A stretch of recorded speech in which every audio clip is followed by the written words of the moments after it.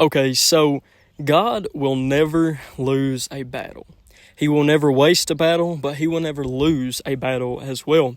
No matter how hard the battle seems to be getting, no matter how tough the storm in your life is currently, he will never lose a battle, and he will never waste a battle.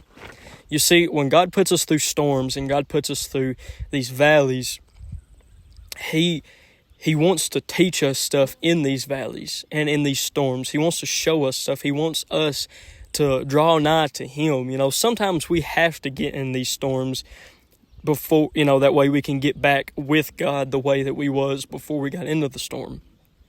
I know from personal experience sometimes that, I will kind of draw away from God a little bit, and then there's a storm coming in my life, a spiritual battle, a spiritual storm, and that lets me come closer to God. It allows me to come closer to Christ by, drawing nigh to him. The Bible says, draw nigh to me and I will draw nigh to you.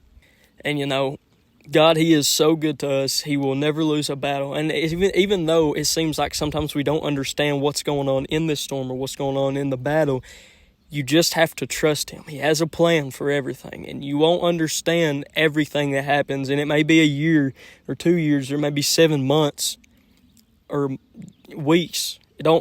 There's no really specific time, but God will always come through in your storms and in your battles.